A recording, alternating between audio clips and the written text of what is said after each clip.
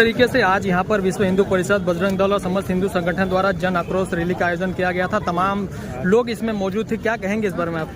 देखिए, पूरे देश भर में जो कोलकाता में हुई घटना है उसकी बहुत कड़े शब्दों में पूरा देश निंदा करता है और किसी न किसी तरह से अपना आक्रोश दिखाने के लिए आतुर है सब लोग, क्योंकि सब लोग चाहते हैं कि न्याय जल्दी हो और सही न्याय हो। हम सब चाहते हैं कि भारत की न्यायपालिका में एक नया कानून लागू हो, ऐसा कानून हो जिसमें मर्दों को एक डर रहे कि हम लोग अगर औरतों की तरफ बुरी नज़र डालेंगे तो हमारे ऊपर भी बहुत कड़ी कानूनी कार्रवाई हो सकती है। मैं तो कहती हूँ ऐसे दंडनीय अपराध के लिए मृत्यु दंड से बढ़कर और कोई दंड नहीं होना चाहिए। आप बोल रहे हो बिल्कुल सही है, हर जगह कुछ ना कुछ हो रहा है, भले ही कैंडल मार्च हो या आक्रोश रैली हो या मौन रैली हो, सब चाहते हैं कि न्याय जल्दी से जल्दी हो।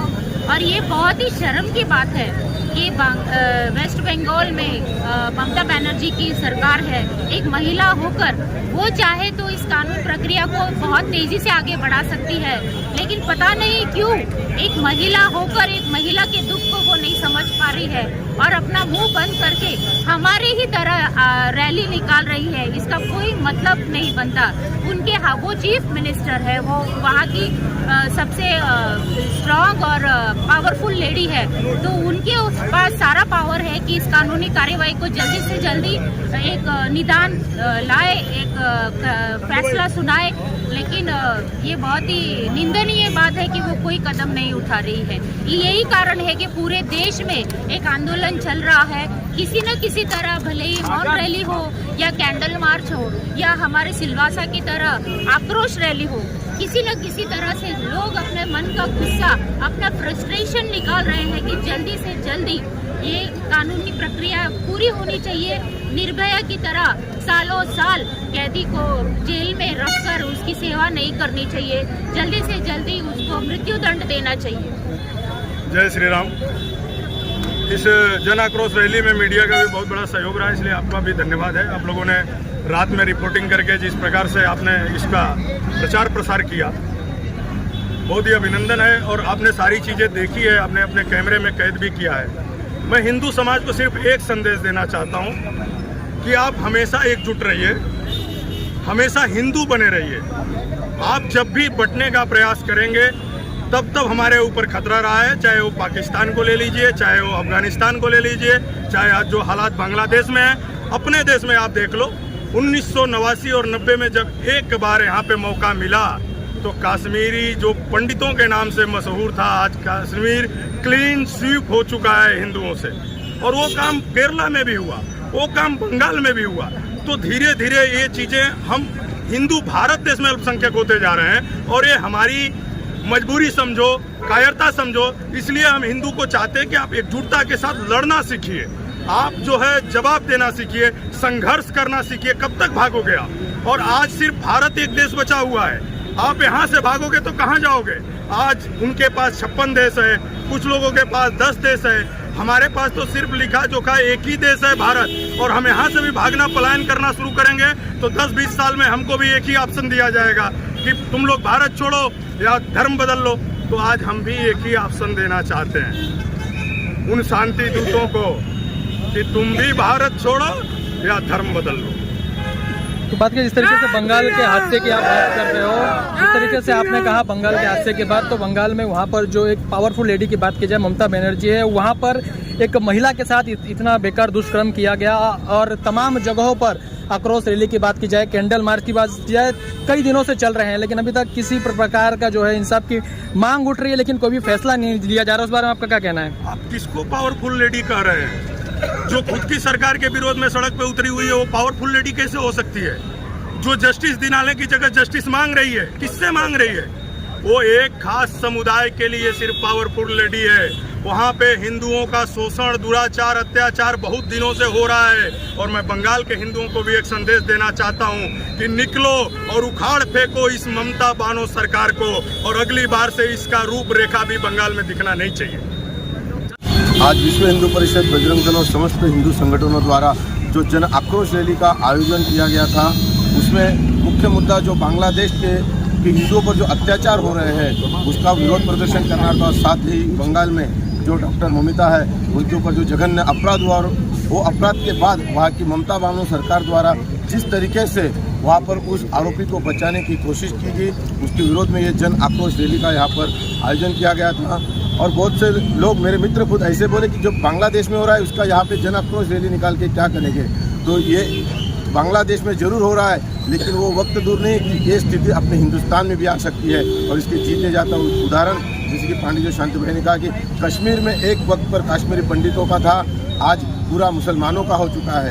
आप बंगाल की हालत देख लो, उत्तर प्रदेश के कुछ जिलों की हालत देख लीजिए, आप आसाम में देख लीजिए, वहाँ रोहिंग्याओं का पूरा गढ़ बन चुका है। और केरला में देख लीजिए, केरला में भी पूरा वहाँ पर धर्मांतरण का पूरा जोर शोर से कामकाज चल रहा है। अगर हम इसी तरह सोते रहे तो ये वक्त दूर नहीं है। और हमें तो सूत्रों से इसी तक खबर मिलती है कि हमारे सिलवासा में भी कुछ जगहों पर रोहिंग्या का यहाँ पर जमावड़ा होना शुरू हो चुका है। तो हमें सचेत होने की ज़रूरत है, घबराने नहीं की, लेकिन हमें सावध और एकत्रित और संगठित होने की ज़रूरत है। और जो भी लोकल सरकार जहाँ बॉर्डर की बाजू, जैसे कि बंगाल की सरकार रोहिंग्या को साथ देती है, ऐसे सरकारों को उखाड़ फेंकने की ज़रूरत है।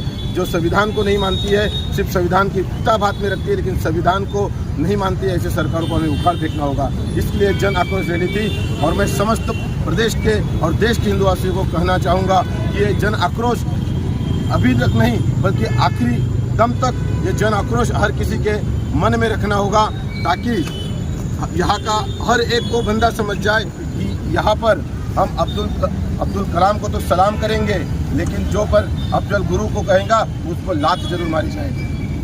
मैं पहले तो मीडियागण का और हम सारे हमारे व्यापारियों का बहुत बहुत आभार मानता हूँ। एक छोटा सा नोटिस के अंदर उन्होंने अपना वीएसआईपी बंद किया है, तो मैं सारे व्यापारियों को और सारे हिंदू संगठन को मैं आभार मानता हूँ। और खास करके आभार मानता हूँ विश्व हिंदू परिषद के अध्यक्ष श्री विठल पांडे जी, बजरंग दल के अध्यक्ष और पूरे हिंदू समाज का। मैं ये जन आक्रोश रैली का यही हमारा मकसद था, यही संदेशा था लोगों के बीच में कि हमको जागना पड़ेगा। कब तक हम सोते रहेंगे? अगर हम सोते रहेंगे तो रियल एक दिन हमको अल्लाह अकबर बोलना पड़ेगा।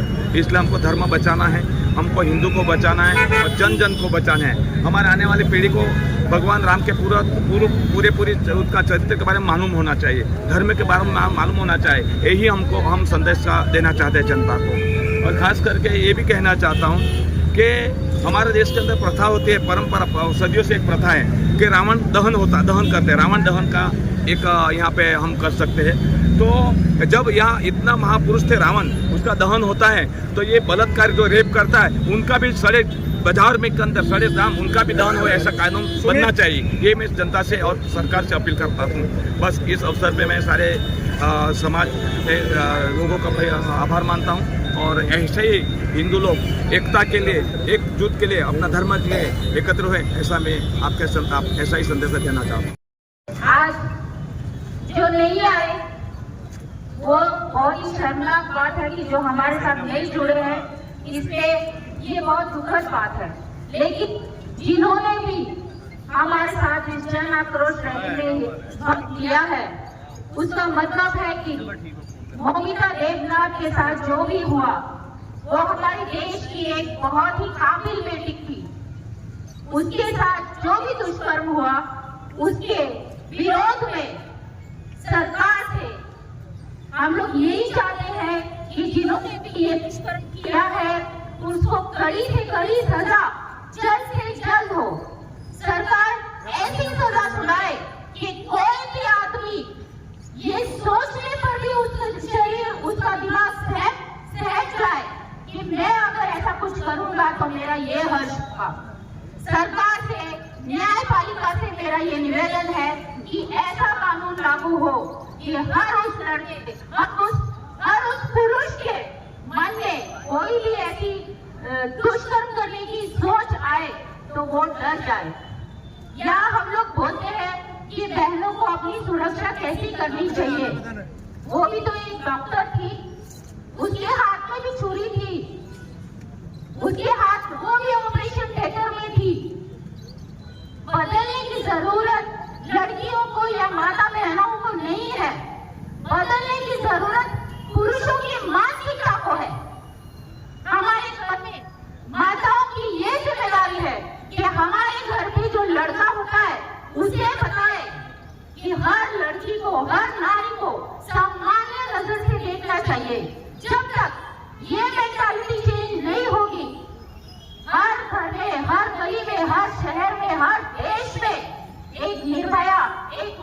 बनकर मर जाएगी। तो मेरा आप सबसे यही अपील है, यहाँ हमारी जन आक्रोश रैली में बहनों से कम, बहनें कम और भाई ज्यादा आए हैं। इसका मतलब ये है कि आप लोगों को चिंता है अपने घर के बहन बेटियों की, माताओं की। तो आप लोगों का ये दायित्व बनता है कि नए लड़के या कोई भी, जरूरत नहीं है कि छोटा लड़का हो या बड़ा, मर्दों की सोच को बदलो। औरतों को बदलने के लिए मत कहो। हमें हमारी जिम्मेदारी अच्छी तरह से पता है।